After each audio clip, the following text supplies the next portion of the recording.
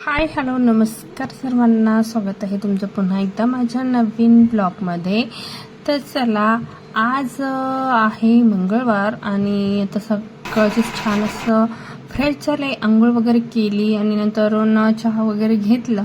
त्यानंतर तर रोजचीच आपले कामं, धुणं भांडी, मुलांना शाळेत पाठवणं, तर ते सर्व कामे मी आवरून घेतली. त्यानंतर छान असे स्वयंपाक करायला लागले आणि मला तर काही उपवास होता आणि दाढीमुळे तर काही खाता येत नव्हतं, कारण दाढ काढून झाली होती मला. 2 दिवस झाली होती आणि तिसरा दिवस होता. तर चला आता मुलांना स्वयंपाक करायचा होता, तर छान मी म्हणजे कणिक मळून घेतली आणि पोळ्या वगैरे करून घेतल्या. तर सकाळी त्यांना थोडंसं काहीतरी चाव मावूनच डब्याला देऊन टाकलं आणि स्वयंपाकाला दुपारनं लागले 11 वाजता. त्यानंतर मी पोळ्या वगैरे करून घेतल्या. त्यानंतर अंडा भुर्जी करायची होती, तर 4 अंड्याची मी भुर्जी बनवणार होती.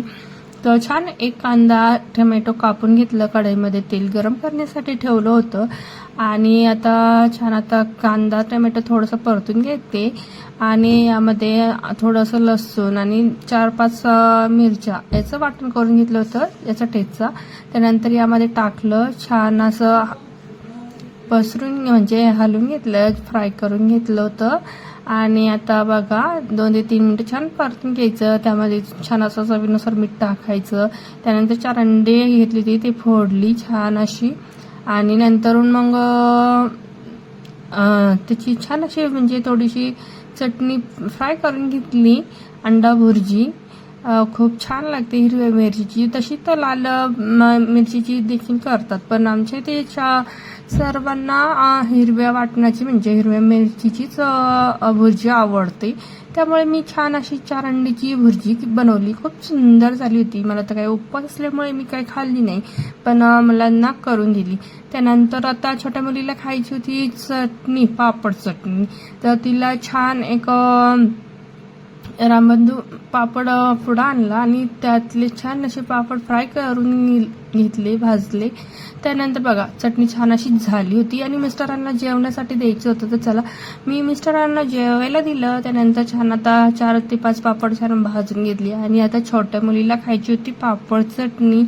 तर ती म्हणे मी काही चटणी अंडा भजी खाणार नाही. तर तिला चला छान तिला पापड भाजून दिले. त्यानंतर थोडीशी मीठ टाकलं, यामध्ये थोडंसं लाल तिखट टाकलं तर आणि थोडंसं तेल टाकलं तर आणि छान असं फ्राय करून घेतलं. तर अशी साधी सिंपल म्हणजे सोप्या पद्धतीचीच मी अशी तिला पापड चटणी बनवून दिली होती.